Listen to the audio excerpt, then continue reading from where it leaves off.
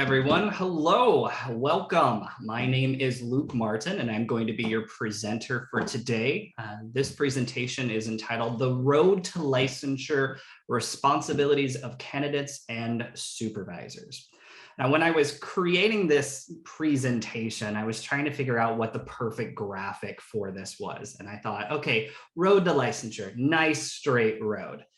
And then I thought to myself, I said, that's just not realistic. The road to licensure is windy, curvy, and no two paths are the same.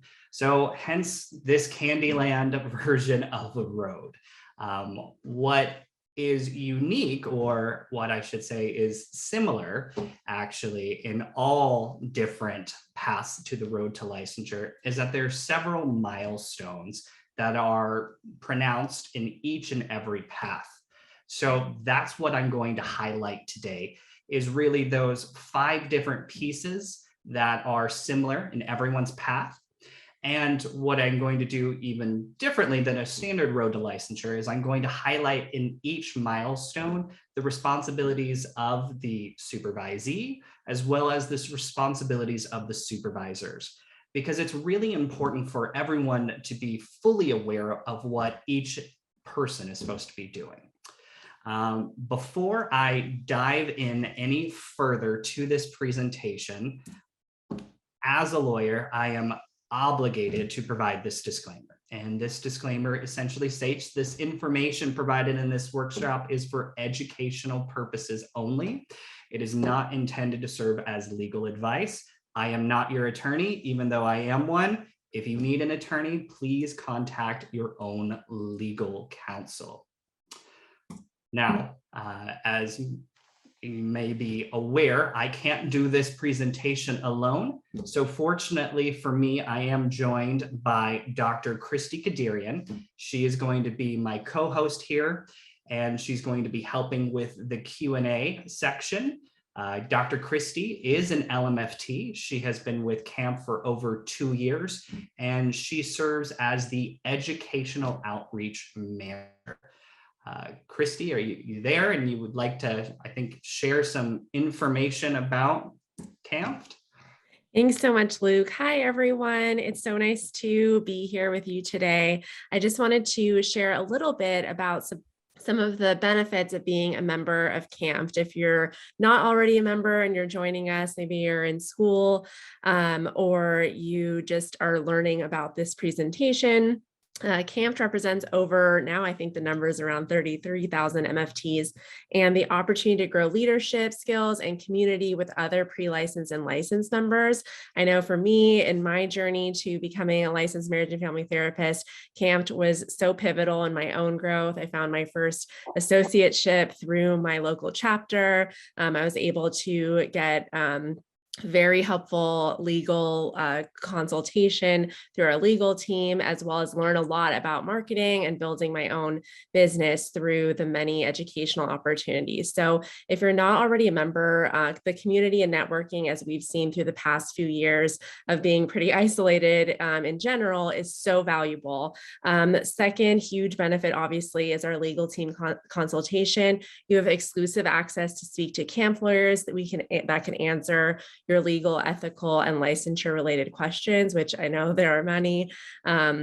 We have our job board, as well as our job online directory, which only posts paid associateship opportunities. We have our road to licensure support as you're here, as well as many other resources, including test taking, self-care, and regular communication regarding BBS activities and mandates. We have scholarships and grant opportunities that are offered through our CAMP's Educational Foundation each year.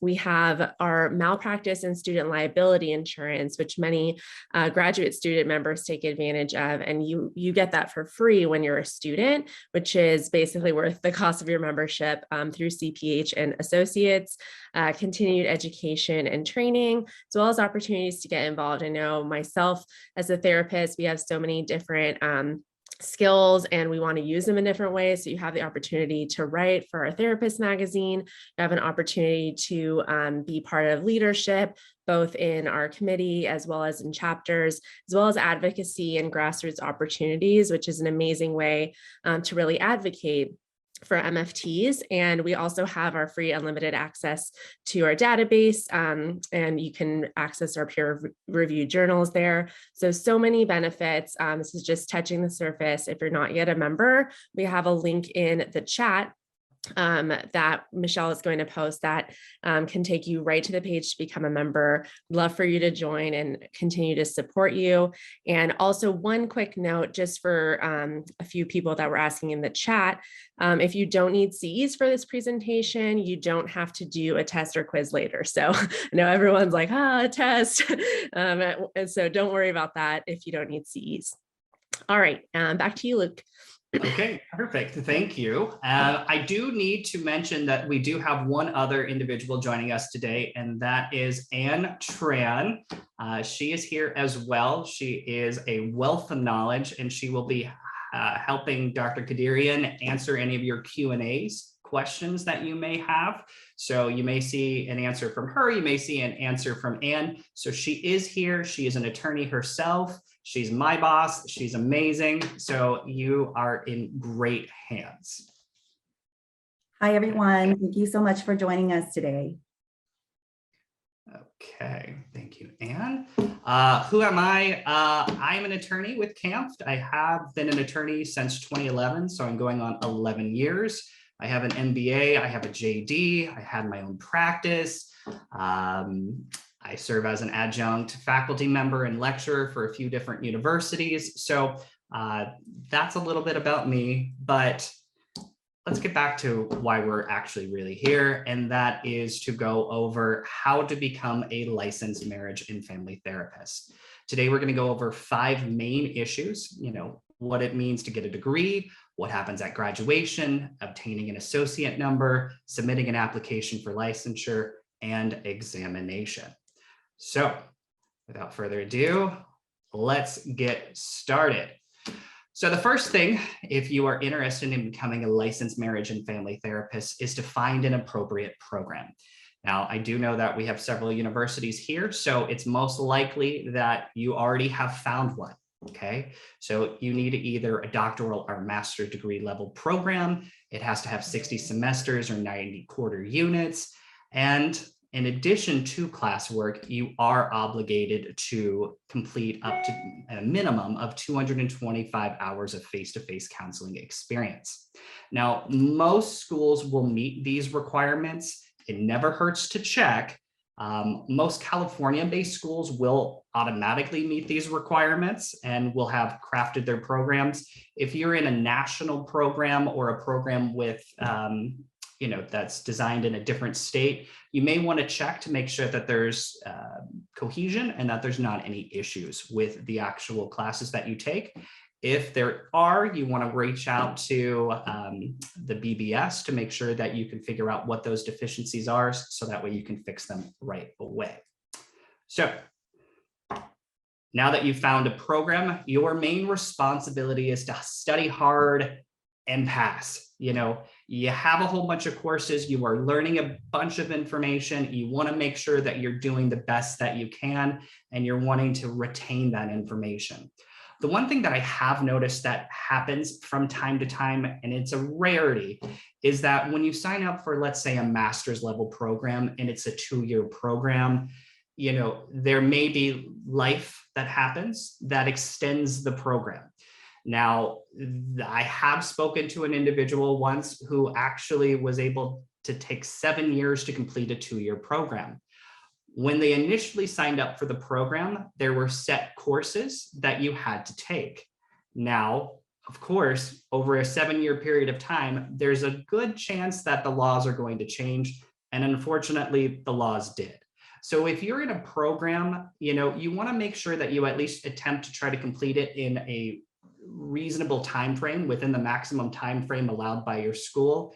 If things happen, if life happens and it does extend, you do maybe want to check with your school as well as the Board of Behavioral Science just to make sure that there's not anything that is outdated with the program that you're in.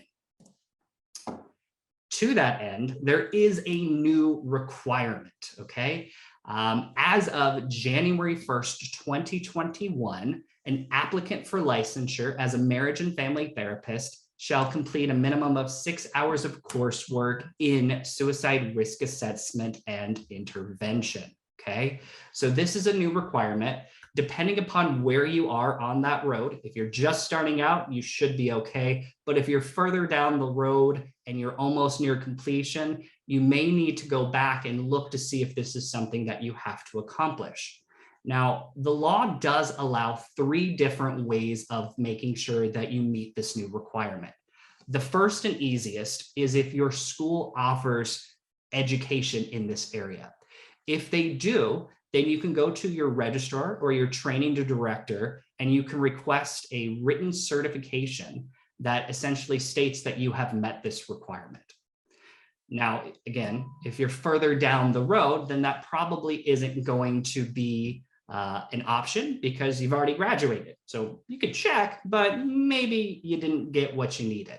So the next way is with applied experience. So if you're working at a practicum site, you're working at a private practice, depending upon where you're at, then, if you're receiving suicide training there, perfect. There you would just need to get the director of training or your supervisor to be able to agree that you've met the 6 hours of coursework, and ta-da, you're good. You just need to make sure that you retain that so you can submit to the board when appropriate. If neither of those are an option, you are in luck. There is the ability for you just to take continuing education. So like this specific course, you do have the ability to take continuing education, except specific to suicide prevention. And what a surprise, CAMP does offer this. So if you are in need of getting training for suicide prevention, you can go to the CAMP website. You can go to our on-demand learning library, and we do have a 6-unit continuing education on suicide prevention that will meet this requirement. So in addition to getting good grades, studying hard, passing those tests, there is a second responsibility at this stage, and that is practicum. So practicum is essentially when you are receiving real world experience dealing directly with clients, okay? And you are able to do this when, as a graduate, you have completed 12 semesters or 18 quarter units. This by definition makes you a trainee.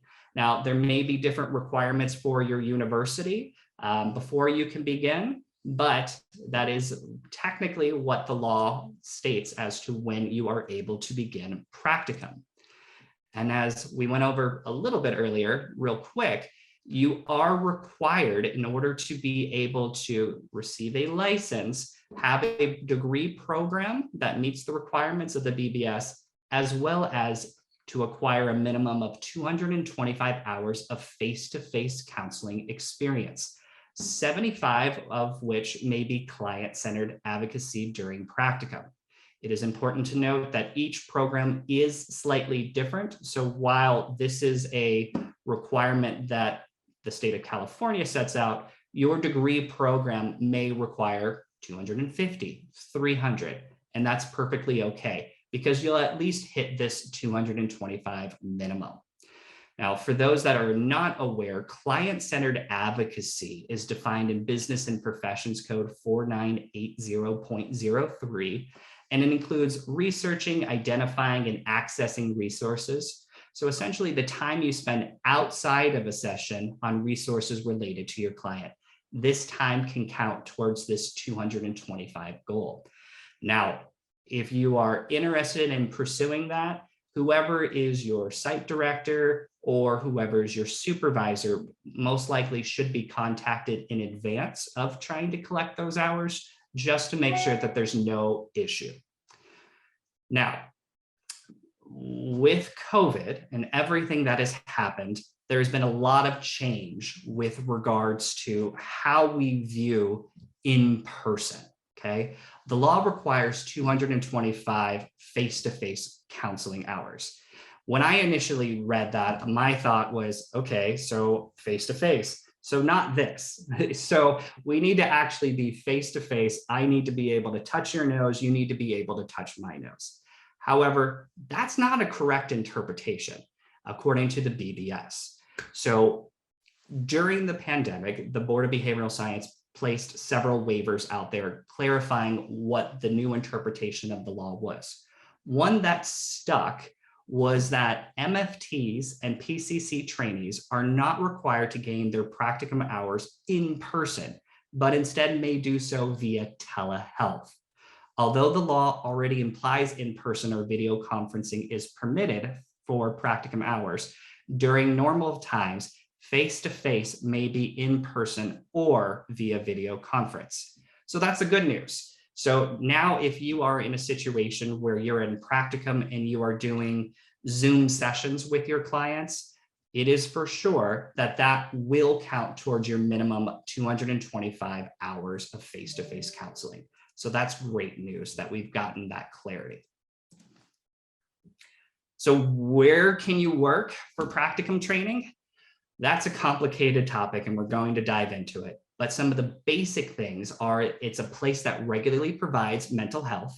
It's a place that provides oversight. It's a place that hires you on as a volunteer or a W-2, and it's a site that your school approves. Now, the reason why it's complicated is because of AB 690 that went into effect January 1st, 2022. Essentially what this law did was it clarified and it actually even created a new site where trainees are allowed to work.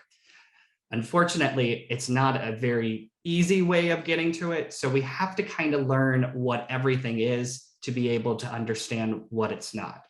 And let me explain. The most common place for a trainee to work is an exempt setting. This is a non-private practice setting that the BBS has exempted from certain requirements. You know, these are your organizations like your government entity, school, college, university, nonprofit, charitable organization. So those are the most, it is the most common setting for trainees. And that is because it's very easy to figure out if they meet this definition. Now, as a trainee, you are not allowed to work at a private practice. A private practice, by definition, is not an exempt entity. So it is not a government, school, university, charitable. It is owned by a licensed health professional. It provides clinical health, provides clinical mental health, and licensed health professionals are responsible for services and payments. Now, trainees are not allowed to work at this site. Professional corporation is basically the same thing as a private practice. The main difference between the two, though, is that it's set up as a professional corporation. Again, trainees are not allowed to work in a professional corporation. So why am I talking about this right now? Well, that's because of this new place that trainees are allowed to work at. And that is the non-exempt, non-private practice, non-professional corporation. It's a mouthful, right? So any type of setting that does not qualify as an exempt entity, so anything that's not nonprofit, charitable, government, school, or university, that is not a private practice, that is not a professional corporation, that organization is a place where a trainee is allowed to work. So if it doesn't meet the definition of exempt, it does meet the definition of non-exempt, but it is a non-private practice, non-professional corporation, then it may. Some examples of those are jails, substance abuse centers, homeless shelters, even hospitals may meet this definition. What it really hinges on is who owns the organization. Now, it's maybe a little bit of a difficulty being able to get this information, and it's brand new as of January 1st. So there's a lot of unknowns in this situation. So what I would recommend doing is working, if you are a trainee, working with your school director to make sure that this is an appropriate site. What I also would recommend is that if you are a site director and you have no idea what to do when a trainee presents this, because this is so new, I did create a cheat sheet handout, and it should be provided. It walks you through step by step what you specifically need to know. And it kind of consolidates all of these definitions, which are so complicated. So that should be placed in the chat. So if you're interested, you can go ahead and review it. It goes step by step. And so at that point, you should be able to kind of have a reasonable idea if this meets the non-exempt, non-private practice, non-professional corporation setting. Okay, I know that's a lot because that one's super complicated. Again, most trainees in this situation will just work at that exempt. Nonprofit, government, school, university, charitable, those are easy. If you have someone who is looking at an alternative site, that's where you're going to have to look at those definitions. Use that cheat sheet, it should help. So, quick summary, trainees are able to work at exempt. They are not able to work at private practice. They are not able to work at a professional corporation, but they are able to work at that non-exempt, non-private practice, non-professional corporation. Okay. So what can trainees do during practicum? Well, they can pretty much do what a traditional therapist does. You know, there is no specific statement that the BBS has in law that specifically says what a trainee is able to do. However, there is a definition as to what a supervisor of a trainee must do. And so when we look at that, a supervisor must make sure that the supervisee is providing counseling to clients, they are assessing, diagnosing, and treating clients appropriately, and they are crafting progress, process, and other patient records. So essentially, what a licensed individual or what an associate does. And quite quickly, because this is always a question that is always asked, can a trainee provide telehealth? The answer is yes. By law, a trainee is able to provide telehealth. Now, in the background, so again, you're in school, you are collecting your 225 hours, but you know that you are on that road to licensure. So you know that you are wanting to become a licensed LMFT, and your goal should be, if that is your final path, is to collect 3,000 hours. As strange as it may sound, of those 3,000 hours, 1,300 of those hours may be gained before you even pass your degree or become a PsyD or become a MA. Of that 1,300 hours, 750 may be from counseling and direct supervision. The other 550 hours may only consist of other experience. So that includes psychological testing, writing clinical reports, writing progress notes, workshops, seminars, or training. But you do have the ability during that period of time to collect up to 1,300 hours. So, you know, if you're that overachieving practicum student, great. You will be rewarded because you will be able to potentially count those hours towards licensure. Now, when can you begin to count hours?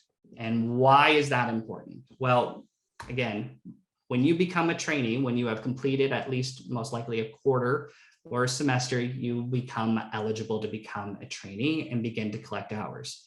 However, you're still in school, right? And so there's going to be times when you just need a break. And that is where the 90-day rule comes in. So in order to be able to collect hours, you have to be in school, you have to be enrolled in a practicum course. And so what happens when you are not enrolled in school? You want that break, but you want to continue to work at your agency because you're doing really great work. That's where the 90-day rule comes in. The 90-day rule says that A trainee who began graduate studies after August 1st and graduates after December 31st may gain hours of experience and counsel clients while not enrolled in practicum if there is a period of lapsed enrollment less than 90 calendar days, and that period is immediately preceded by enrollment in a practicum or graduation. So what does that mean? Well, let's look at it from an example standpoint. So a trainee practicum course ends on May 29th. The trainee is not taking a summer practicum course. They want a break. Okay, so what happens? Well, you are off, so you have the ability to work more at your agency. So you want to, and so you want to continue to collect those hours. That's okay, as long as within 90 days, it is bookend with another practicum course or graduation. If so, then during that period of time that you are not enrolled in a practicum course, as long as, again, it's bookended, you are able to continue to collect hours. One last thing that I always like to give, just so that way individuals are aware, as a trainee, you are able to advertise. And the most common form of advertisement as a trainee is a business card. Now, you definitely want to work with your supervisor to make sure that they are okay with you advertising, but it is something that you're legally allowed to do. However, you do have certain requirements. You have to have your legal name. You have to have that you're an MFT trainee. You have to say that you're an MFT trainee. You have to have the name of the employer. You have to be supervised by a licensed person. You have to have your supervisor's name. You have to have your supervisor's designation, LMFT, LCSW, psychologist, and you have to have your supervisor's license. So if you have all of that, then you do actually have the ability to advertise yourself. We do have an article on this just to make life easier, and I believe it's also been put in the chat. It's called 10 Advertising Mistakes Commonly Made by Therapists. So as the title implies, this is something that does get messed up quite often. So definitely take a look at that, so that way you know exactly what those legal requirements are, so that way you meet those requirements. Now, as I talked about previously, those were the responsibilities of the candidate. So what's going on with the supervisor during this period of time when they are looking at supervising a trainee? The first requirement that a supervisor has is to make sure that they meet the legal requirements to become a supervisor. And as of January 1st, 2022, those laws have changed. So if you are a brand new supervisor, you have not had any clients as of January 1st, 2022, the requirements are you have to be licensed for at least 2 years. You have to provide psychotherapy or supervision in the last 2 out of 5 years. And you have to complete 15 hours of supervision training or coursework.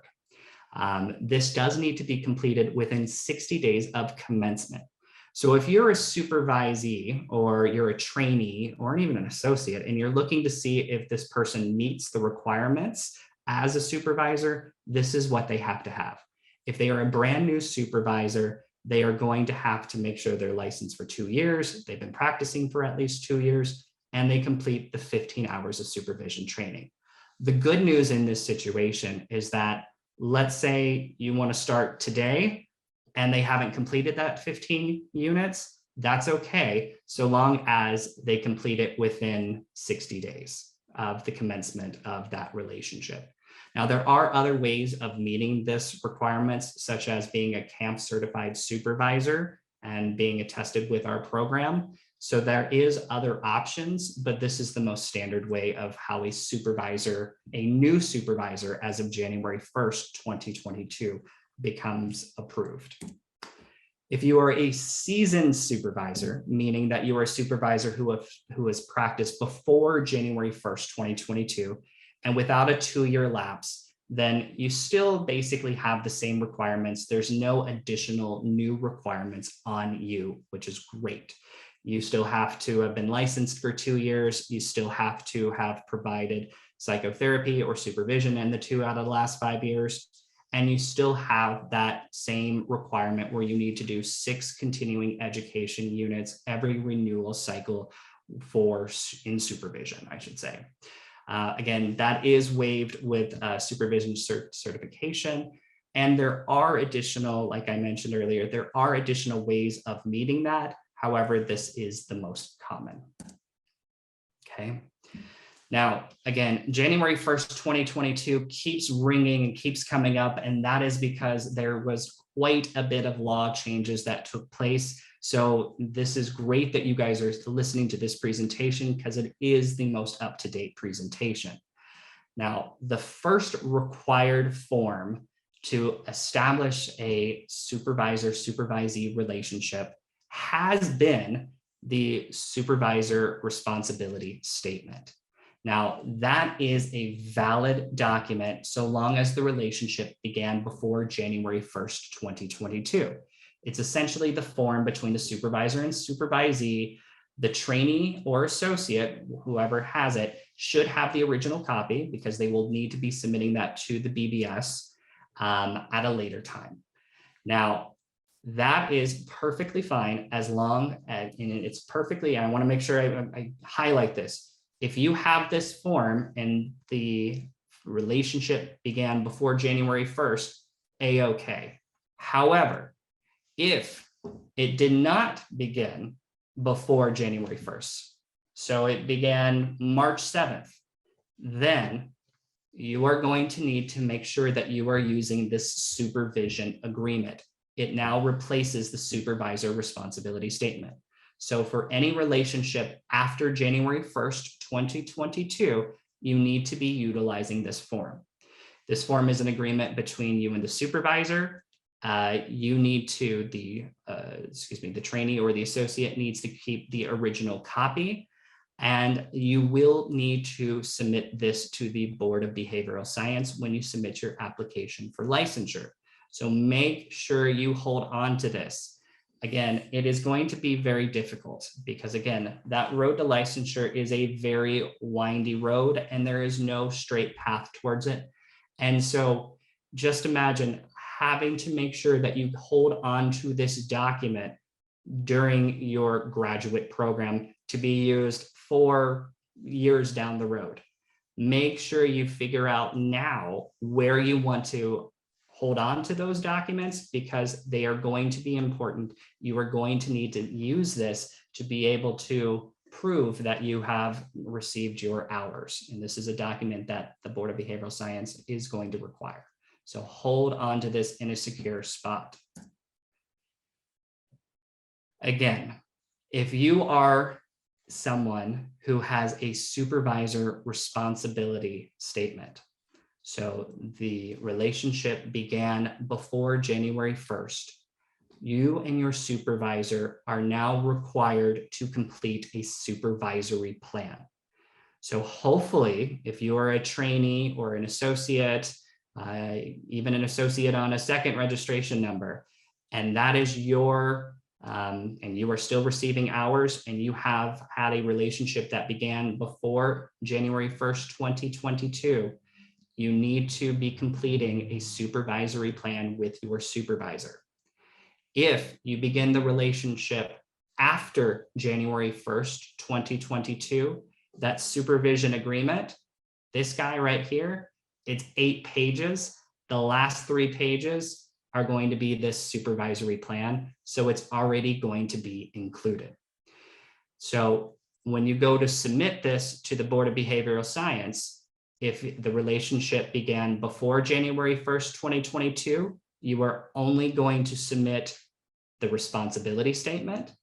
If you have a relationship after January 1st, 2022, you are going to submit this supervision agreement with all 8 pages.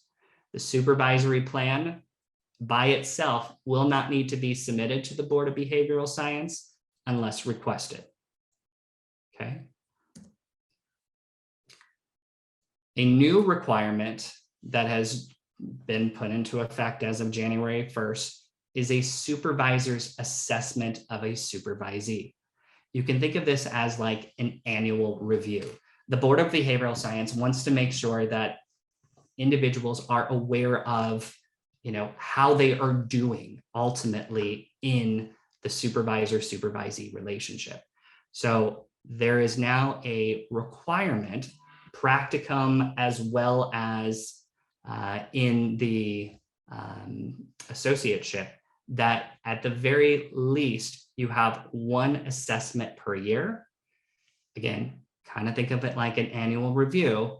And then on top of that, if you are leaving an organization, quitting or being let go, you are to have an assessment completed again. There is a template that CAMF has created. So that way, if you are a supervisor, there is options for you. So that way you can, essentially see what we recommend. There is no standard template that the Board of Behavioral Science has come out with. So, it's completely up to you to be able to customize this, but it is something that you are able to look at on the CAMF website. Again, it should be in the chat, and you should be able to parse out what you think is important, what you think is relevant, and then go from there. So I am going to stop right there and see if we have any questions, because I know I've kind of gone for a little while now, and I want to see, again, if you have any questions, feel free to put them in the Q&A. We are happy to answer them. So Dr. Kadirian, do we have any questions that need to be asked at this time? Yeah, so we have a few questions kind of going back to the 90-day rule. So can you obtain hours for the first 90 days after graduation and before the associate number comes in? So that's a great question, and we will cover that later when we actually get to you're graduated and you're applying for the associate number. So the answer is potentially there are additional requirements, but you should be able to if you're at an appropriate setting. And are electronic signatures valid? So I was in a meeting with the current director or executive director of the Board of Behavioral Science, and they let me know that they are accepting electronic signatures at the present moment. So it's my understanding that they will. It's just something that they need to change, I guess, in the directions. It doesn't require a law change. So yes, they should be able to, individuals should be able to submit electronic signatures.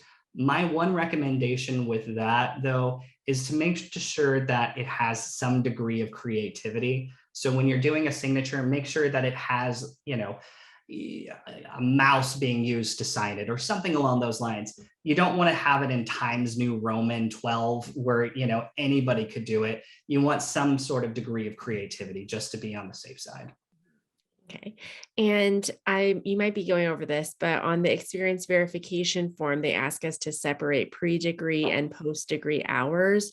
When do we start considering hours post-degree? Is that upon classes ending, graduation, receiving our degree?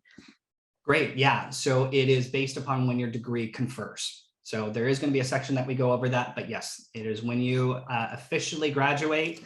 So whatever the date is that it's on your transcript or your diploma, depending upon how your college does it, that is the day that you are officially post-degree. Okay. And then around the supervisor relationship, I believe, I'm kind of reading a little bit into this question, but what if the relationship began before that date and then there was a pause for several months? So, if the relationship paused, it depends upon the situation. Usually, if it's a week or two, that's okay.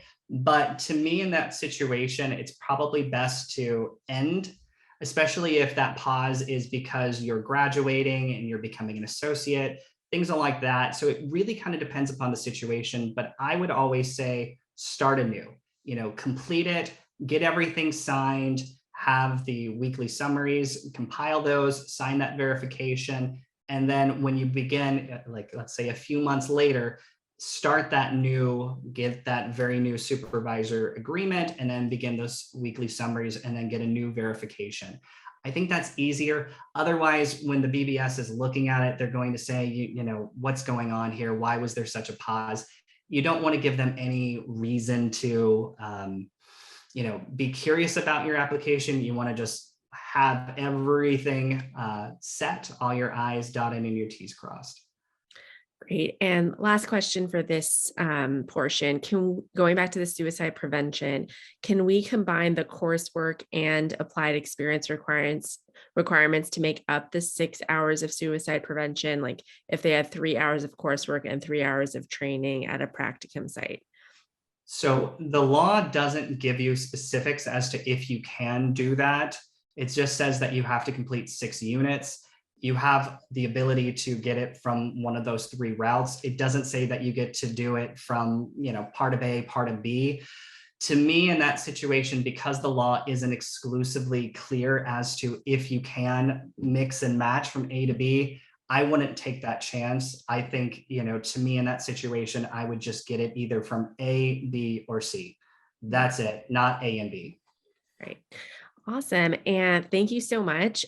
Just a quick note, please make sure to put all your questions in the Q&A and not the chat. We're not looking in the chat for questions, so make sure you put them all in the Q&A. Thanks. Perfect. Thank you. Okay, so now that we have a supervision agreement or a supervisor responsibility statement signed, the obligation is for you to do weekly summaries of experience. And so you are now going to be getting training. You are going to be seeing clients. And so it is important that as a supervisor, you are making sure that your supervisee submits a weekly summary. And that goes for you as well as the supervisee. You want to make sure that you're getting these signed off on, so that way later on, when you go to compile all of these, you don't have to kind of figure out where everything is, how many hours do you truly have. These weekly summaries are going to be your best friend when you need to complete the verification experience. So this form is essentially a summary of all of those weekly hours. The weekly hour forms generally will not be submitted to the Board of Behavioral Science because they just want, again, the streamlined version. They want the quick, easy, this experience verification, which is essentially a summary of all of those weekly. This piece or this document is something that you will be submitting to the Board of Behavioral Science. Again, like that supervisor responsibility statement, supervisory agreement, make sure you include this or keep this in a very safe spot because you are going to have to keep it for several years. And it's really important that you keep it. Otherwise, you may not get credit for these hours. A lot of people are confused about what the hours actually are, okay? So prior to January 1st, 2021, there was an option 2. And if you're looking at other documents, they may be a bit outdated. This option 2 allowed an individual to collect hours from their own personal psychotherapy. They could double up hours. There was a lot of what we call buckets in order to be able to collect hours in. The BBS did away with that as of December 31st, 2020. So if you're looking at different documents that talk about option 2, make sure that you're aware that that is no longer a viable option for those that are trainees or associates or really anybody at this point. This opportunity has expired. So I just want to make sure that's very clear because we still get a lot of questions on the, at the attorney line as to counting personal psychotherapy. That's no longer viable. Okay. Supervisor must have supervision with a trainee. Okay, so a supervisor has to provide a certain level of supervision to the trainee on a weekly basis. There are 3 different types of supervision that are out there. So there's individual supervision, there's triadic supervision, there is group supervision. Individual supervision is exactly what this weird shapes or images are at the very bottom. It is a 1-to-1 ratio. A triadic supervision is when there is 1 supervisor to 2 trainees, and group supervision is 1 supervisor up to 8 trainees in attendance. Okay. The reason why this is important is that for every 5 hours of client contact, a trainee will need at least 1 unit of supervision. 1 unit of supervision is equivalent to 1 hour of individual, 1 hour of triadic, or 2 hours of group. So in order for you to be able to see as a trainee 10 clients, you are going to need at least 2 hours of individual, 2 hours of triadic, or 4 hours of group. Now, with group, you do have the ability to spread it out. So you don't have to sit there for 4 hours or 2 hours at a given time. You can see someone on Monday, you can see your supervisor on Monday for an hour, you can see them on Friday for an hour. That is perfectly fine, and that will count as the 2 hours needed to complete that 1 unit of supervision. So let's look at this from a specific example standpoint, okay? So let's say a trainee saw 5 clients, each for 1 hour of individual sessions, and the trainee received 1 hour of individual supervision. Cool, that totally works. Now let's say the next week, the client saw 8 clients, each for 1 hour, and the trainee received only 1 hour of individual supervision. Well, that's a problem, right? Because it's a 1-to-5 ratio.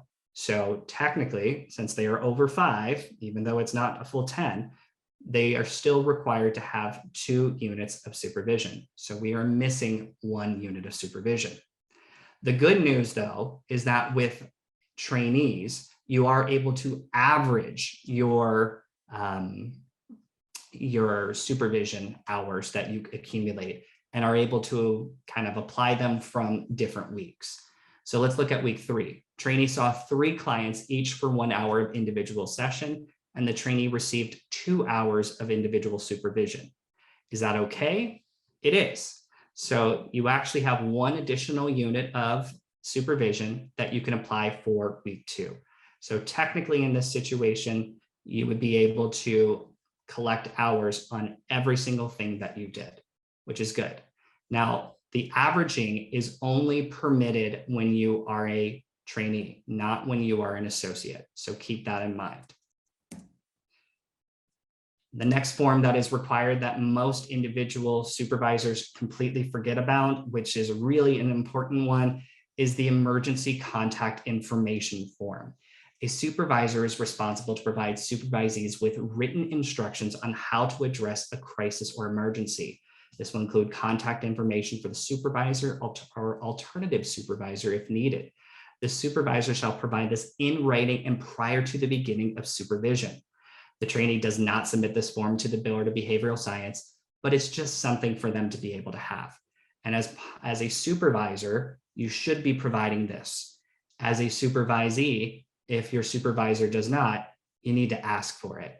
Because what happens when your supervisor works Monday through Friday, you are seeing somebody on Saturday and they have an emergency? Where do you go? You shouldn't wait until Monday to be able to talk to your supervisor, especially if your client is in crisis. You need to address that issue right away.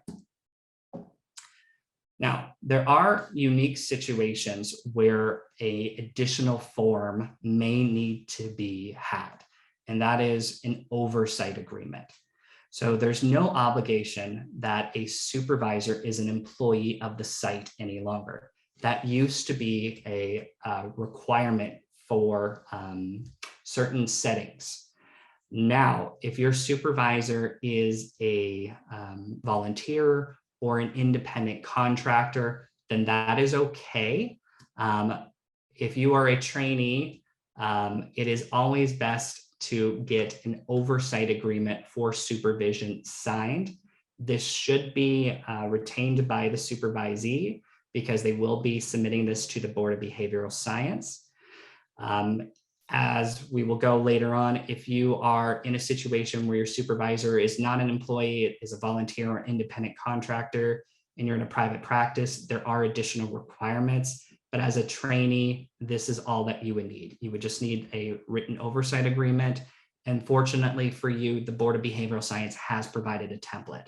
So you're going to sign it, your supervisor is going to sign it, and most likely the employer is going to sign it as well. Okay. This is a situation that often comes up in both the trainee and associate world. it is the substitute supervisor, okay? The law has been clarified in this area. You have one supervisor per supervision agreement, okay? So if you are a trainee and you are, let's say, you are going with this individual for 6 months, they go on maternity leave for 3 months. Well, guess what? If you are continuing services, you are going to need a substitute supervisor. The law states two different things, and it depends upon how long this substitute supervisor is there. If there is a substitute supervisor for less than 30 days, then at that point, they need to make sure that they meet the licensing requirements, the continuing education requirements, but they are not required to sign the verification of experience. They are only required to sign the weekly summaries, the supervision agreement, and the oversight agreement. Now, if you have a supervisor for over 30 days, it is basically as if you have a brand new supervisor. So keep in mind how long you are going to have this substitute supervisor for. Under 30 days, it's going to be relatively the same. New supervision agreement, oversight agreement, they sign the weekly logs. If it is over 30 days, you are going to have a supervisor that meets the requirements. You are going to have them sign a supervision agreement. You're going to have them sign an oversight agreement if necessary. You are going to have them sign the weekly logs, and they are going to need to sign the experience verification form. So all new things. It's very important that you keep in mind that this is a new legal requirement that the BBS has clarified as of January 1st, 2022. So if you were dealing with substitute supervisors, it's really important to keep in mind how long that substitute supervisor is going to be. And as a supervisor, you are going to need to make sure that you are aware as to who is going to be replacing you as the substitute supervisor and how long you are going to be gone. This is a lot of new information. I actually did a 3-hour presentation on this. So if you're a supervisor out there who's just kind of going, whoa, I have no idea any of these new law changes, supervisory plan, supervision agreement, what is going on? There is a 3-hour presentation entitled Making Sense of Change, How to Comply with the New Supervision Requirements out there, that will go over step by step all of the new requirements that are there for you. So hopefully that will help. Unfortunately, this isn't really the point of this presentation. So this presentation, though, Making Sense of Change, will go over that from the supervisor standpoint. Okay. So what happens now that you have studied hard, you have completed your program, you have received your practicum? Well, you now graduate, which is awesome. Congratulations, you're one step closer. And now you are no longer considered a trainee. You are considered potentially an associate or an associate applicant, okay? So I know that was a lot. That is just the first milestone. So now at graduation. Oh, you know what, Christy? You're right there. Great time. Sorry, should have stopped. What do you got? Yeah, so a few questions. So can the supervision hours be rolled over from week to week as long as they're in practicum? Is it just when you're a practicum, or it's also when you're an associate? It's only in practicum where the hours can be averaged. So if you're an associate, then unfortunately, if you need to, we'll go over it, the 1-to-10 ratio, you miss a unit, you lose those hours. There's no way of making it up. Okay. And then for the supervision hours that are averaged, how would you document them? Do you put it on the date that they happened, or do you put it on the different week to meet the requirement? So you would put it on the week that you actually earned it. And so again, that should be okay, because you should be only submitting the verification of experience to the Board of Behavioral Science, where that averaging should never actually be coming up. But if it does, then you'll have those weekly hours and you'll be able to explain the situation. So if you are in a situation where, 4 years down the road, you're not going to realize or remember this, maybe make yourself a note. Mhm. Yeah. And then does a private practice owner need to employ the clinical supervisor, or can they be an independent contractor? And is there any other paperwork if they are an independent contractor? Yeah, so I mean, as of January 1st, 2022, there is a new law that permits that does allow individuals who are independent contractors or volunteers at private practices, professional corporations, they no longer have to be employed in providing professional services. Big change. So it's opened up the door for a lot of people to be supervisors. As far as requirements, it depends. So generally speaking, you're going to want to do the oversight agreement. You're going to want to make sure if there's compensation involved that the supervisor is paid by the employer. And if it's a private practice or a professional corporation, you are going to have to make sure that the supervisee's clients all sign releases of information to give to the supervisor permission to be able to access those, because technically they're an independent contractor and volunteer. They're not affiliated with the organization. So you're going to need some sort of permission to allow that third party access. Got it. And that's all on the response, like the supervisor needs to do all of that. The student or the trainee doesn't need to worry. Correct. Yes. The trainee is going to need to obtain a copy of the oversight agreement because they are going to be needing to submit that. And the trainee does need to work with their clients to get the release signed. So a lot of the heavy lifting is going to be done by the supervisor, but there is going to be some lifting that the supervisee is going to have to do. Okay. Awesome. Thanks. Yeah. Okay. So congratulations. You have become an MA or PhD graduate. So what is your responsibility now? Well, your main responsibility is to apply for an associate registration number if you're wanting to continue to be a licensed LMFT, LCSW, LPCC, whatever you want to do. The application is on the Board of Behavioral Sciences website. You're going to have to submit a photograph, a $75 fee, fingerprints, and you are going to have to submit your transcripts and degree programs. There is now a new online way of submitting that, so that is a viable option. And then you are going to have to potentially submit background statements, okay? Now, this was a question that was asked earlier, which was the 90-day rules, how to be able to continue to collect hours post-degree. Well, that is where the 90-day rule part 2 comes in. This rule allows an applicant for registration as an MFT to count supervised experience hours gained in the time period in between the degree conferral date and the date the BBS issues the registration. So you need to look to see when your degree was conferred. So you can look at your transcript, most likely transcript, maybe your diploma, and you need to count out 90 days. During that 90 days, you have to submit your application to the Board of Behavioral Science.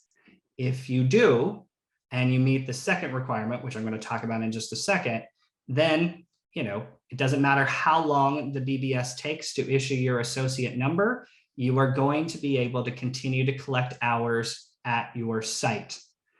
If, however, you do not get your application in within 90 days, unfortunately, none of the hours will count. So in this example, January 1st, 2022, you submit is when your degree confers. January 31st, you complete your application to the BBS. That's within 90 days. So even if it takes until July 31st, potentially you get to keep those hours. Now, if January 1st is your degree conferral date, you wait until May 31st to actually get it in. Unfortunately, that's more than 90 days. So if it takes 6 months, 7 months for the BBS to give you a number, unfortunately, that is, you're not going to be able to count any hours. Now, the first part of the requirement is that you submit it within 90 days. There was a law change in 2020 that also requires your site to provide a live scan, okay? So you have to submit a live scan with your application in order to be able to get approved, but you also have to obtain a live scan with your specific site that you're at where you're collecting hours in order to be able to count those before you actually have your associate number. So that's complicated, right? So basically what you need to remember is that from the day that you are a graduate to the day you get your associate number, you have to make sure that you submit your application within 90 days and you have to get a live scan from your organization. And I think it's important to remember that at this time, while you are an applicant, you are ineligible to work at a private practice or a professional corporation. While you are in applicant status, you are only able to work at the same location you would be able to work at as a trainee, which is usually the same site. If, however, you want to move to a different site during this 90-day period, that's okay, but it's going to have to be a site that you would be able to work at as a trainee. Otherwise, it's a no-go. Now, as part of the application, there is always a section that kind of some individuals have a little bit of difficulty with. And that is, there is a question on here that specifically asks if you have been convicted, pled guilty to, or pled nolo contender to any misdemeanor or felony. You may report this to the Bureau and are required to complete the background statement. Oftentimes, this will come up in a live scan. It will come up in a background check. So the law has changed as of 2020, I believe, where you no longer are required to disclose this to the Board of Behavioral Science. As it states right here, the question is voluntary. So you do have the ability to report it or not. The choice is yours. Now, the BBS, if you are an individual who has been convicted of a crime within 7 years of the date of their application, substantially related to the qualifications, the BBS may take negative actions on approving your associate number. If it has been greater than 7 years and does not deal with anything that relates to performing professional services, then the BBS is not permitted to take negative actions against you. So that's a big change for those that were convicted 30 years ago of, something that you did really dumb as a kid. It used to be that action was taken against you. The good news is that that's no longer the case. So it's the 7-year rule with regards to convictions. If you are needing or wanting to disclose to the Board of Behavioral Science what has happened, there is the option to be able to do this with a background statement. There's specific instructions as to how to go about completing that. Generally, you will need court documents and you will need specific letters and statements. The actual application goes over all of what you need. So if you're curious or if you're in that situation, that is the first place that you're going to want to look. The second place that you are going to want to look is on the Board of Behavioral Sciences website, AB 2138 FAQs. Essentially, this is a FAQ that the Board of Behavioral Science has created that specifically goes over the changes of this law and how this may impact you if you have been convicted of a crime. Now, if you haven't, but do once you receive an associate number, you are required to report that conviction within 30 days. You should look at the maximum sentencing punishment guidelines on the Board of Behavioral Sciences website. So that is that with regards to convictions. Now, if you are an applicant, you are able to advertise again during this phase. It's probably better, you're no longer a trainee, you're not an associate yet. You can technically still advertise yourself as an associate MFT registration applicant. You have to include the name of the employer, voluntary entity, supervised by a licensed person. supervisor's name, supervisor designation. My recommendation is just to wait. But if you are a go-getter, and you want to make sure that you have business cards during that 90-day window, this is what your business cards would need to look like. So what is going on with a supervisor during this time frame? Well, they have an individual that is no longer a trainee, yet they are not an associate. So associate MFT applicants should still be at an exempt setting or that non-exempt, non-private practice, non-professional corporation. So essentially any place that a trainee is able to work. Again, private practice or professional corporation is still off the table until you actually have that associate number. We already talked about this, but at the point where you have completed your degree, it is the best time, and it's probably the only time, where you really need to close out those in-state experience verification forms. So you should already have, the supervisor responsibility statement, supervision agreement, those weekly hours, the oversight agreement. There's a lot, but then are also going to want to make sure that you have the verification. Even if you are in a setting that you plan on continuing, it doesn't matter. At the day that you have had your degree conferred, that is the last day that you should be collecting hours underneath this verification. So if you are completing your program that day, and you are seeing clients, that's probably okay. The very next day, you need to be having a new weekly hour form signed, and you need to also be signing and getting ready for this new in-state experience verification. It is perfectly fine to have multiple in-state verifications per site, because in all likelihood, if you're continuing post-degree, you're going to have one pre-degree, one post-degree. And in the situation that Dr. Christie was talking about, you may even, if you have breaks, have multiple. The licensing requirements of a supervisor are the same during this period of time. The one thing that I will state that is important for both supervisors and supervisees to know is that a supervisor has to have a valid license in order to be able to provide supervision.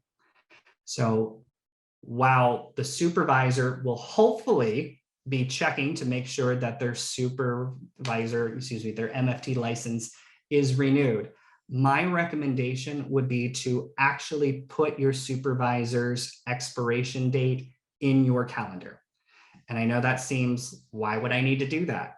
Well, guess what? If your supervisor forgets to actually renew, any hours until they actually renew, you suffer. You are not, as a supervisee, being licensed by a person who meets the licensing requirements because they don't have a valid license. So those hours will not count. So having a valid supervisor's license is critical. Now, oftentimes a supervisor, will meet these requirements. You won't ever have to worry about it. Great. Every now and then there's a slip up. So it's better to have it and not need it, and need it and not have it.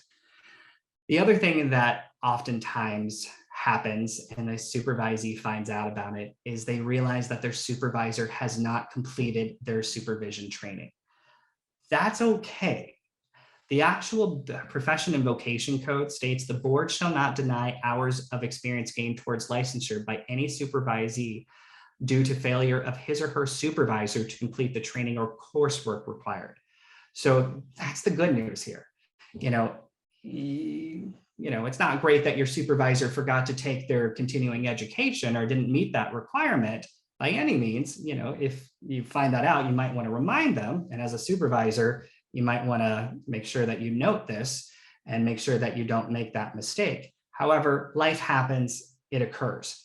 The good news is that if that is the mistake that is made, rather than your license not being renewed, it's okay. It's not the end of the world.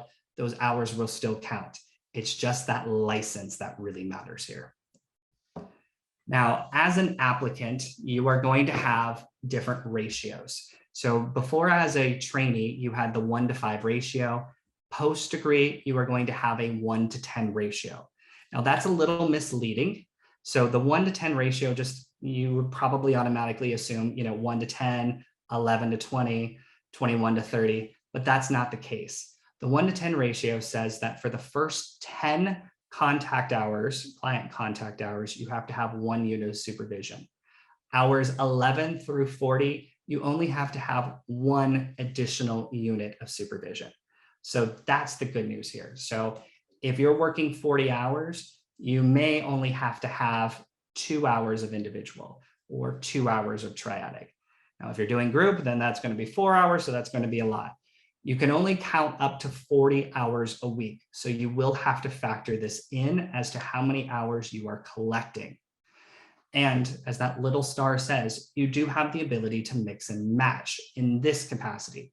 So if you need, let's say you're working 38 hours, well, let's say 37 to make this easy. You are able to do 1 hour of individual for your first 1 through 10. For hours 11 through 37, you're able to do 2 hours a group. So it doesn't have to be just individual, just triadic, or just group. You can mix and match there. However, you do not have the ability to average, which is what we discussed in that question. So an AMFT applicant saw 10 clients, each for 1 hour of individual session, and the AMFT applicant received 1 hour of individual supervision. Great. If the AMFT applicant saw 30 clients, each for 1 hour, and they only received 1 unit of supervision, unfortunately, that's not good. The reason why is because you will only get hours from 1 to 10. Hours 11 through 30, so those 20 hours will not count. So it's really important to make sure that you're meeting those hour requirements, okay? And as we kind of illustrated previously, if you are receiving more supervision than needed, you get to count that supervision, but it won't be able to benefit any prior weeks that you were deficient in. Okay. Now, this is a question that is really relevant considering all that is going on in the world with COVID and all the practices going in person, not in person, hybrid. Where does supervision actually need to take place? Okay. There is a difference between telehealth and telesupervision. Telehealth is the ability for a associate trainee to provide services to a client. Telesupervision is the idea that you are receiving supervision via Zoom, FaceTime, Skype. And oftentimes those two are conflated, and I want to make sure that we get that clear. A trainee is able to receive telehealth, an associate is able to receive telehealth. Telesupervision, it depends, okay? So supervision can only occur in person, meaning face-to-face, touching the nose. It can occur two-way real-time video conferencing, meaning, not in person, but Zoom, FaceTime, Skype. It cannot occur via telephonic communication only. So you can't just pick up your phone and talk to your supervisor and that count. That will not work as proper supervision. There has to be a video component to it. So what settings can have in-person supervision? All of them. Exempt, private practice, professional corporation, non-exempt, non-private practice, non-professional corporation can all have in-person supervision. So you're lucking out if your supervisor wants you to come in person, for sure you're set up. Now, what happens if you want to have two-way real-time video conferencing? Okay. This is where it's super complicated. And as an associate, if you're out there, especially if you're working at a private practice, how complicated this is and how oftentimes you're sitting on pins and needles. The reason being is because the law permits exempt entities only, as it is currently written in Business and Professions Code 4980.43.2E. It specifically states that an exempt setting can have two-way real-time video conferencing. So That essentially means that, at any given time, a supervisor and supervisee can have a FaceTime telesupervision without any problem. The law does not state that private practices, professional corporations, or non-exempt, non-private practice, non-professional corporations are able to. However, as of today, which is May 13th, the waiver has been granted by the Department of Consumer Affairs, which allows an exception to this rule. This waiver permits up until June 30th that private practice, professional corporation, non-exempt, non-private practice, non-professional corporation are able to have two-way real-time video conferencing with their supervisee. Now, that is because of a waiver. It is set to expire June 30th. That waiver has come, gone, died, been brought back to life multiple times. The good news is in this situation, it appears that there is a Assembly Bill 1758 that is making good progress. We don't know if it's going to pass or not. Again, good progress, fingers crossed, that it looks like will commence and will take an effect immediately that will allow this law to be changed permanently, which would allow for private practice, professional corporation, non-exempt, non-private practice, non-professional corporation to be allowed to have telesupervision permanently. Now, it hasn't happened yet as of this meeting, but it is on the docket. And if it is passed because it's emergency legislation, it would go in immediately. The ideal scenario, July 1st, because then there would not be any transitional period of time where there's a lag. So depending upon when you're reviewing this presentation, there may be new laws. At the time of this presentation, there's a waiver. This law may change, so stay tuned. Okay. Christy, before we go any further, does anybody have any questions with regards to this or any other questions? Yeah, so Ann's getting that. In the 90-day period between graduation and getting an associate number, can you follow the ratio for associates 1 hour for 10 clients? Yes. So officially at the time of graduation, you will move from the 1-to-5 ratio to the 1-to-10. So even if you are at that trainee site that you were at previously, because you now hold that degree, you are able to go to that 1-to-10 ratio. Okay. And then once a degree posts, is it necessary to complete new supervisory forms, even if you have the same supervisor? I think so. I don't think the law specifically states that. I like to have clean files and clean records. And again, the point is to make this as easy as possible for the analysts at the Board of Behavioral Science to review. If you are paper clipping things nice or stapling things nice together, having two separate will not hurt you to have. And I think it will help the analyst be able to not have to flip back and forth. They'll have it right then and there. And since it's just a simple form and you're meeting with your supervisor weekly, it should be pretty easy to do. Yeah, make your application as easy as possible for them. Can we market ourselves as trainees in any way besides a business card? So you do have the ability to. It's a bit complicated and you should really be talking to your supervisor about what they permit. But yes, there are other avenues besides business cards that you are able to do. Okay, and this is a little bit further back, but could you clarify what supervisory statements need to be completed at what times, like before and after January 1st? So the supervisory statement. Mm-hmm. So the supervisor responsibility statement is the document that essentially establishes the relationship between supervisor and supervisee. If the relationship began before January 1st, 2022, that is the form that you will be using. And that is perfectly fine. If you're not submitting your application, you don't have to redo it or anything like that. That is the legal form that you were to use.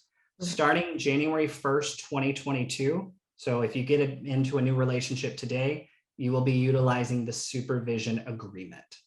Okay. Got it. And then a question about the live scan. What is submitted to the BBS? Like the only document they have is a statement from the Department of Justice. Do they have to submit something else to the BBS? Yeah, so they're going to submit the actual application for live scan form, the one that they are bringing in to receive the live scan. They should scan it, and well, I don't know if they scan it, but they should stamp it at least for you. All right. And then last question, is there an emergency contact form that could be shared? Great question. I don't remember if we created a template for that. I don't believe that we did. It's up to the discretion of the supervisor. I think the reason why we didn't create one was because each practice was a little bit different.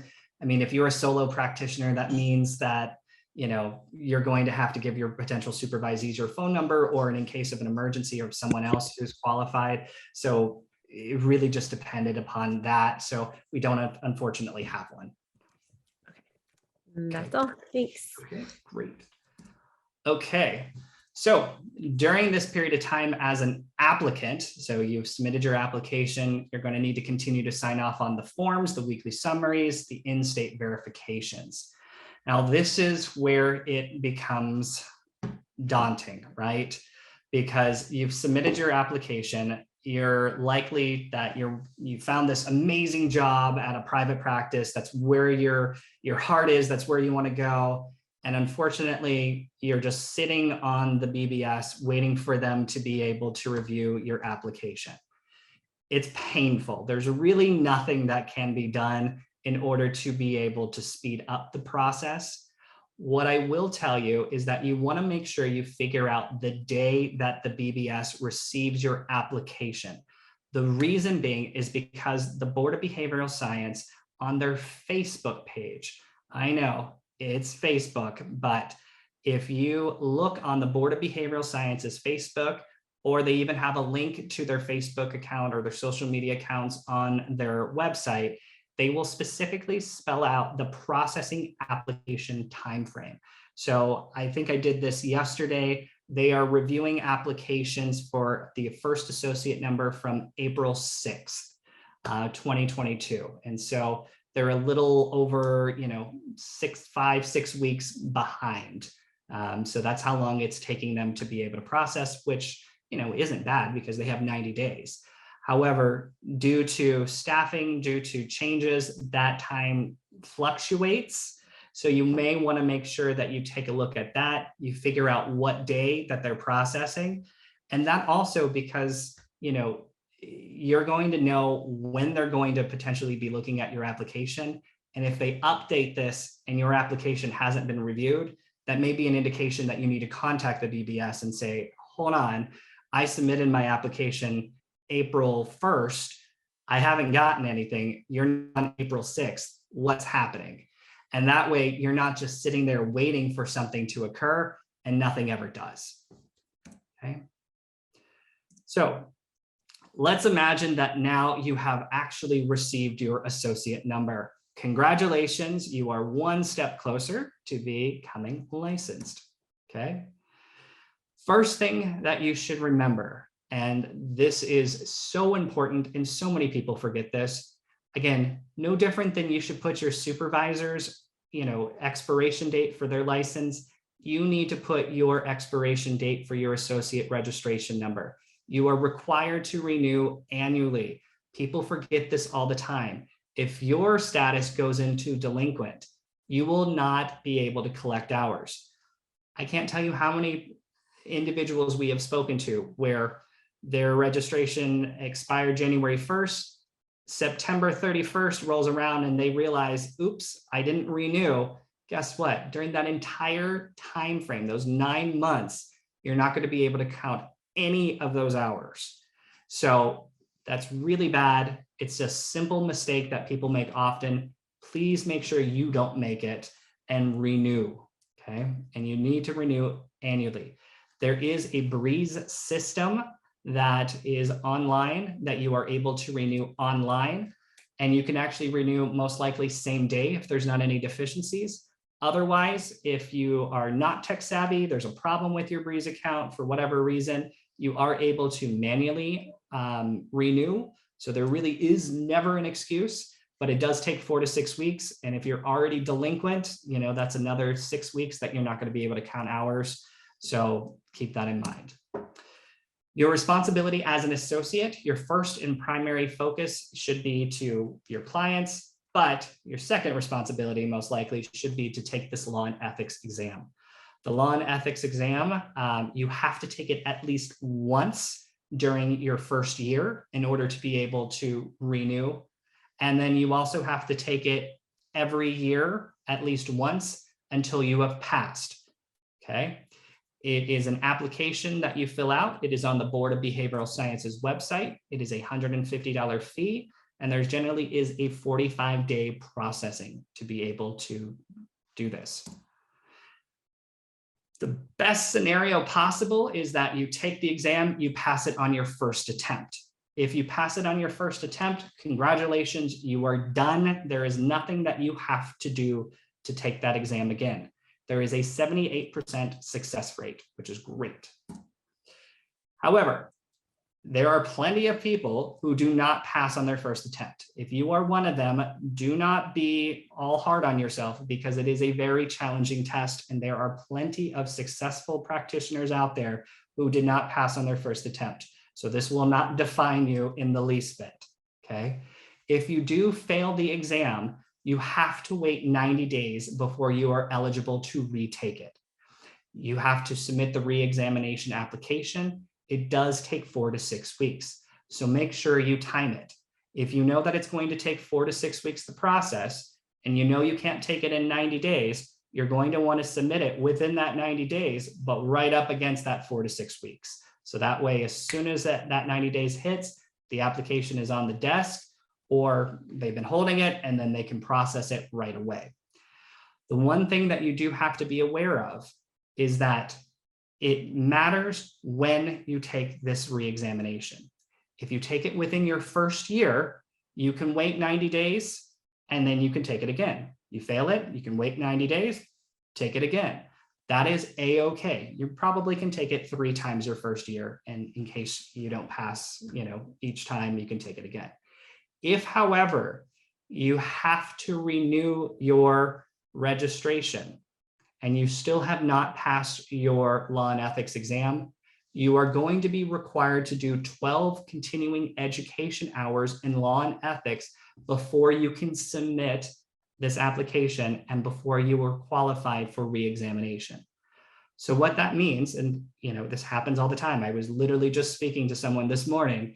She waited until the very last minute of her first year to be able to take the examination. She didn't study, so she has a good chance of failing. Her words, not mine. And so on top of that, she now is gearing up not for this attempt, but for her next attempt in 90 days. The problem, though, is that because of the day that she's taking it, 2 days before her license renews, she's going to have to take it. And then she's going to have to, if she fails, take 12 units because she's now in year 2 of her registration number. So that's going to be a little bit of a challenge for her. And it's something to kind of motivate you to take it in your first year if possible. So that way you can at least get a good 3 attempts in before you have to do this law and ethics. If you don't, not a problem. Just know that this is a requirement, okay? You must take the law and ethics exam during the first year or in each subsequent year of non-passage. If you do not, then you are not going to be eligible to renew. Okay, again, besides just taking the law and ethics, you are still on the road to 3,000 hours and you need to continue to be able to do that. As we talked about earlier, option 2 is no longer eligible. Option 1 is the only one that is available. That should be pretty simple because this should be the verification that everyone at this point is doing. If you have been going at this for a few years and you have option 2 forms, fear not. The BBS will still accept them as if they were option 1. You don't have to get them re-signed, but you will not get the same level of credit. You will not be able to count your client-centered advocacy hours the same way. You will not be able to count your personal psychotherapy hours. So don't expect that. You're going to have to go with the option 1 streamlined version. That's only going to be rare individuals. So if you have no idea what I'm talking about, then don't worry. Okay. It's also important to remember that in addition to the supervisor responsibility statement or the supervisor agreement, the experience verification form, at the time that you are an associate, the BBS will additionally require you to submit a letter of volunteer status or a W-2. This is a new requirement for associates only. If you are a trainee, you do not have to submit a letter of volunteer or a W-2. However, as an associate, post degree, remember, as soon as you hit post degree, you're going to have to get that, you're going to have that supervisor responsibility statement or supervision agreement, your experience verification, oversight agreement if necessary, and you're also going to have to submit a letter of volunteer status or a W-2. This is a requirement that a lot of people don't remember. If you have like a W-2 or anything like that, just make sure that you save those. Again, it's another document that you're going to have to save. Make sure you keep these in safe places. You need to make sure that you double check to make sure that your hours count. If you're one of those ambitious people who have gotten 1,300 hours as a trainee, congratulations. There still are requirements though. You still have to get 1,700 hours after your degree. You have to complete this entire 3,000 hour quest in at least 104 weeks. You can take more, so it's a 2-year period of time, and you cannot count more than 40 hours in any 7 consecutive days. Now, the reason why I've broken it up in this manner is because there are now more options available to you for work settings than ever before as an associate. Now, it's really important that we keep in mind the terms. Trainee is, of course, a person who is getting their degree and receiving and is going through practicum. An applicant for registration as an associate is when you are post-degree, but you have not technically received an associate number. Then there is an associate on a first registration number, and then there's an associate on a second registration number. So those are the 4 different classifications that you can be in at any given time on this road to licensure. Why this matters is because each setting is different. If you are a trainee, applicant, associate, you are able to work at an exempt entity at any given time.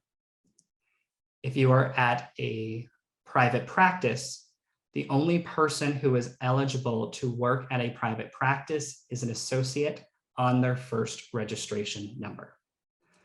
Same thing with a professional corporation. The only person who is able to work at a professional corporation is an associate on their first registration number.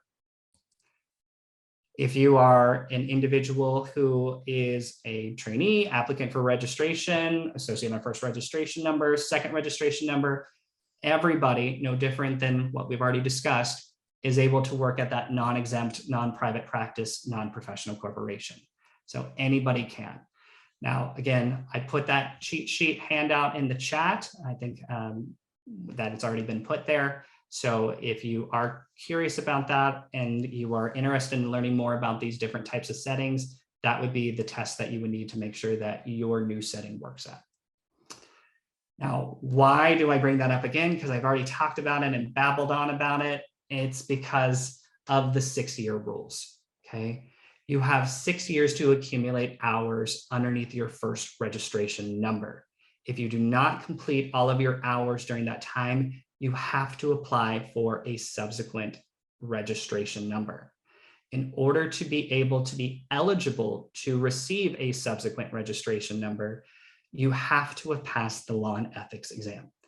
If after 6 years you still have not passed the law and ethics exam, unfortunately, you're going to have to until you are able to get the subsequent one.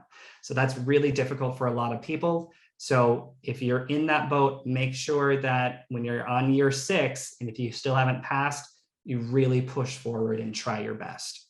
because that year is the year that matters the most. Additionally, there's a second 6-year rule. This law states that the hours can only be counted in the 6 years preceding the exam eligibility application is received. So if you submit your application to the BBS on January 1st, 2020 for eligibility and are approved, your hours would need to have been completed between January 1st, 2014 and January 1st, 2020. Anything before that, besides your up to 500 practicum hours, will not count. Okay, so what does this mean? Because this one's super complicated. This one means that essentially from the day that you get your registration number, you have 6 years to be able to collect hours. During that 6 years, perfectly fine. As soon as you hit 6 years in one day, the first day that you've collected hours falls off. So let's look at that example again. So you submit your application January 1st, 2020. So you've collected hours from January 1st, 2014 to January 1st, 2020. If you have hours that are December 31st, 2013, those hours will not count. So that's a big deal. So if you are an individual who is running up against the fact that you are over 6 years, you are most likely losing hours. So it's really important that you keep that in mind so that way you're able to get the appropriate number of hours. I would hate for you to have submitted your application to the BBS only for them to reject it because you're missing hours because it's over 6 years. Now, the one exception to the 6-year rule is up to 500 counseling and supervision hours during practicum. So if you get that in 2010 and you're now submitting your application in 2022, 12 years later, you're okay, not a problem. Those practicum hours are frozen in time. Now, remember when I said, make sure that you keep those forms in a secure spot, because guess what? You may have to keep them for 12 years, however long it takes for you to be able to get this license. If you can't find them, the likelihood of you being able to locate your supervisor from 12 years ago to be able to collect those hours, pretty slim, okay? And so if you are in that situation, you're losing 1/6 of your hours needed to be able to get licensure, which is problematic. So you want to make sure that you work on that, okay? This is what an advertisement looks like for an associate. It's generally the same requirements as an applicant, except you're going to need to be utilizing different terminology because you're an associate. So if you're interested in that, again, we do have a specific article, 10 advertising mistakes, that should be helpful. Important to keep in mind, you are an associate. You are not a licensed therapist, okay? Associates can either be employed or volunteer. They cannot be independent contractors. If somebody is attempting to give you a 1099, unless there is a very, very rare circumstance and only one, and that's like a stipend situation where it's appropriate, a 1099 will most likely always be inappropriate. And if you do receive a 1099, then potentially, unless it's in that stipend situation, none of those hours will count, because remember, it's now a requirement for you to submit a letter or a W-2, not a 1099. Additionally, you should not have any proprietary interest in the business. You should not be paying for overhead expenses such as rent, equipment, furniture. That is not something that you as an associate should be doing. That is something that a licensed person should be doing, such as your supervisor. If that is happening, that is something that you will need to look into and maybe discuss with your supervisor as to an alternative situation. So what is an associate supervisor doing at this time? Well, they are making sure that you are properly supervised. They are making sure that you comply with that 1-to-10 ratio. This is a question that always gets asked and everybody wants to know. If you are a supervisor in an exempt setting, there is not a limit as to the number of supervisees you can have, okay? In an exempt setting, nonprofit, charitable, government, school, university, thinking any site that a trainee can work at. If you are at one of those sites and you are a supervisor, your supervisor can have as many supervisees as they can handle. Keep that in mind. You do have to be able to properly supervise your supervisees. Otherwise, it's problematic, but the law does not define the number. However, if you are at a non-exempt entity and you are a supervisor, the most that you can have now is 6. The law previously only allowed 3, but due to the fact that we now have triadic supervision, it just made logical sense that that number would increase to 6. So now the number is 6. Okay, so hopefully you have done everything that you can. You have collected your 3,000 hours and we are now moving forward. Christy, what questions do you have? All right. So if when they submit the W-2, can it be a copy or does it have to be the original W-2 document? It should be a copy. Okay. Is there a limit on how many times you can take the law and ethics exam? 352. No, there is no number. It's as many times as it takes for you to be able to pass. So you do have to pay for it each time. So if you get enjoyment by taking the exam, take it as many times as you want, but you only really need to take it and pass just once. Okay. So if you don't pass the law and ethics exam during your first year as an associate, do you take the 12-hour course or do you have to keep taking the exam each renewal cycle until you pass? And if you don't pass, then you take a 12-hour course prior to applying for licensure. So it's the way that it works is that you need to take the exam at least once your first year. If you pass, then you're golden, you don't have to worry. If you fail the exam and you are still in your first year, you can take it again. There's a 90-day grace period. If, however, you are ineligible to take it because, the way that the dates line and you enter year 2 and you have not passed, you are required to take 12 units of continuing education to become eligible to take the law and ethics exam again. Okay. And then, you can take it as many times as you need during that year 2. And then if you still have not passed year 2, in order to be able to sit again in year 3, you have to take another 12 units. Okay. And then as far as what an associate can or could be made responsible to pay for, could they pay for their own business cards? And then do they have to pay for their own advertising, like on Psychology Today or something like that? That's a discretionary issue because it's not necessarily something that is a requirement. So, it's not rent, it's not furniture. Your supervisor should be the one that's paying for it, in my opinion. But if the supervisor is not requiring it or the supervisor is not wanting to, then that's the discussion between you and the supervisor as to who pays for it. Okay. And there are a few questions about the second registration number, why it's needed, and then to clarify, they can't work at a private practice with the second number. Yeah, and that's what we're about to get into right now. But yes, that is all correct. So a second subsequent registration number is if you started in 2000, stopped, and it's been over, let's say 3 years, and you want to start up again, you can't use the first number, you need a subsequent. Or if you are over 6 years, then that is when you would need a subsequent registration number. Okay, great, thanks. Okay, so you're going to submit your application. So again, you're going to have to collect all of those forms. You are going to have to submit all of your original documents that you have. So remember those documents from way back when.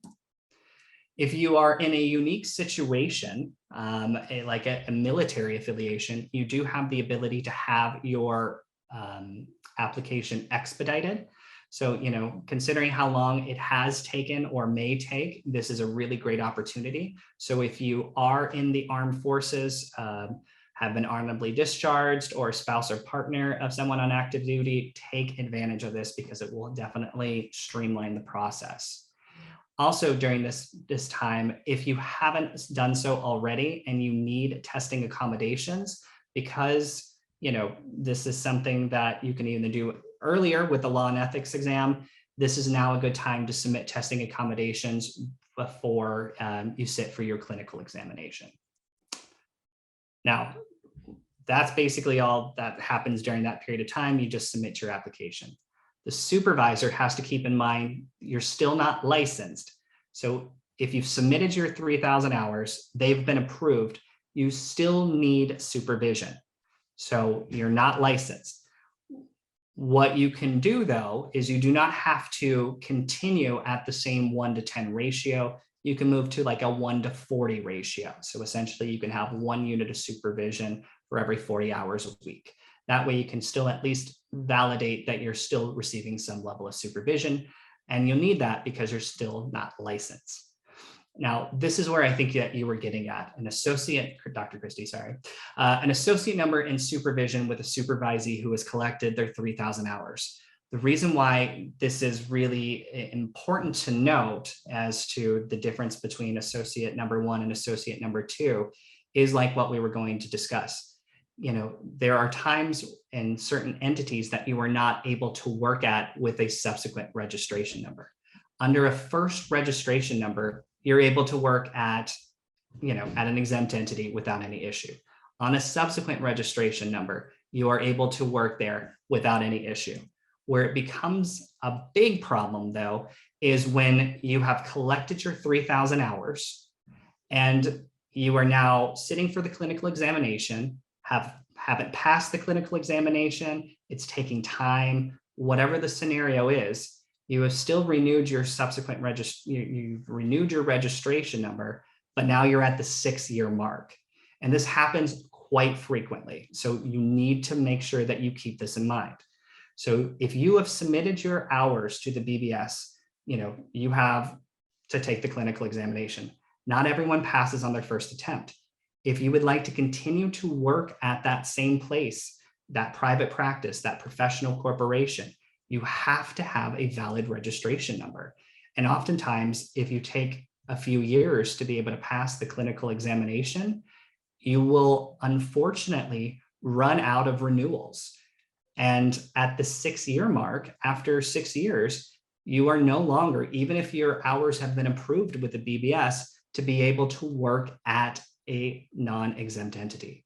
So how that works, let's say 2020, you submit your application to the BBS, they approve it. You are at year 5. You have 1 additional renewal, so 2020 to 2021. Now, what happens when in 2020 to 2021, you don't pass the law and ethics exam twice? Well, then you need to take it in 2022. Well, during that time, you need to make a living, so you still want to work at that private practice. The problem, though, is that because now you're at the 6-year mark, you can't, and you most likely will lose that job, which is really harsh of a punishment. But because you are now having to apply for a subsequent registration number, you are ineligible to work at that private practice. So it's really important that you keep that in mind, so that way there isn't any issues. Okay. Then, at that point, you've submitted your 3,000 hours, everything is good. The supervisor is just sitting there waiting back with you, trying to figure out, what is going to happen with your application. Is it going to be accepted or not? Okay. Congratulations, it has. Okay. So when your application is reviewed by the BBS, they will make sure that there is no deficiencies. If there is no deficiencies, you will receive a CABS ID, which will allow you to sit for the clinical examination. You will then be able to utilize that number on Pearson VUE's website. You will be able to sign up for the examination, and hopefully you'll be able to pass it on your first attempt. If, however, you submit your application and there's a deficiency, such as you only have 2,999 hours, or there is a missing class that you took or did not take, then during that period of time, the BBS will send you a letter of deficiency, and you will have 1 year to complete that application. To complete the deficiencies of that application. If you do not, they will reject the entire application and you will have to resubmit it. Okay. Hopefully everything goes well. In most situations it does. If everything goes well, then you do have the ability to essentially sit for the clinical examination. You will submit an application to be able to do so. Congratulations, you passed, fingers crossed. If not, it's 120 days waiting period before you are eligible to take the exam again. Unlike law and ethics, there is no additional continuing education at this time that you have to take. If you fail, then there is an application for re-examination. Do keep in mind that there is a 4 to 6 week waiting period. If you've passed, congratulations, you still have one additional step, and that is the initial licensing issuance application. So you have to submit one more application to the Board of Behavioral Science, and then you are officially done. And what is going on right now with supervisors? Well, you are just sitting back and enjoying the fruits of your labor, that you have gotten this supervisee to where they need to be, which is hopefully having submitted 3,000 hours, eligible to sit for the examination, taken the examination, passed the examination, submitting another application for licensure, and then actually taking the exam, and actually getting the license. So that is all that I have. The only one other thing that I recommend at this time is to make sure that you stay a camp member. And if you're not a camp member, make sure that you sign up, because this was a lot to go over in 2 hours. I know some of you are like, yeah, way overboard. The good news is that this presentation is going to be recorded, and there are handouts. You are able to review this. If you still have questions, and you are a camp member, you are able to talk to any lawyer with regards to this topic about making sure that you get all of those lingering questions answered. And speaking of questions, Dr. Kadirian, do we have any last minute questions before we wrap up here? Yeah, just 2 really quick questions. We have a lot of thanks and for you in the chat. Amazing presentation, Luke. So just to clarify, they have 6 years to complete hours and pass the tests. So they have 6 years underneath the first registration number, where they are able to collect hours and have to pass the law and ethics exam. There is no limit to the number of attempts for the clinical examination. There is a requirement that you at least attempt the clinical examination once a year. So that is the only caveat there. But we have seen people on subsequent registration numbers, like their 5th or 6th subsequent registration number. So they've taken 28 years to be able to get a license. And you know what? That is hard work, and kudos to you when you finally get your license. And one last question. So if you apply for an associate number, say on June 22nd, and the BBS doesn't give it in 90 days, I understand the hours will count if you're continuing with your current practicum site. However, if that period ends and you want to go to another site for a new job, will the hours count? May count. So, you still will be required to get a new live scan at that new place, because that was a requirement of the 90-day rule, and it will still have to be an appropriate site. So if you are graduated and you are wanting to move from one traineeship site to another, then, that is perfectly fine, but new live scan, and it still has to be a place where trainees are able to work. That is a requirement. So it has to be an appropriate setting. Amazing. Thank you so much. Again, if you didn't get your question answered, make sure that you are a camp member and you stay a camp member. You can call our legal team, and we also have test taking resources. So a lot of those questions in our pre-license corner. So thank you again, and we'll look forward to seeing you at the next presentation. Thanks, everyone. It was great having you, and hopefully you learned something. And if you need further information, feel free to call us.